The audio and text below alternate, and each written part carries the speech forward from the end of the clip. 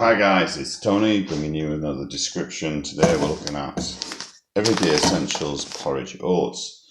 You've seen my other videos on porridge, and this is just a standard bag. Everyday Essentials being Aldi, of course. I've tried I vaguely remember trying these a while back. These were given to me, so as I say, it's got a bit of a rip in it. But they've used a bag to save money, you see, rather than a cardboard box. If you compare normally what you get is that, which is like Quaker, which is like a really solid box. Anyway, back to that. We're going to try it out. I've just cooked some there.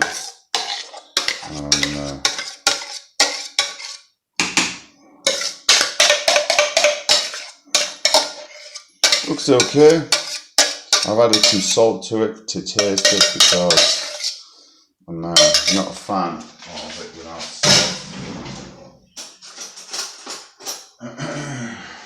And if I find my spoon, I'm now going to try it out. And you know me, guys, you have to watch me eat it, so realistically,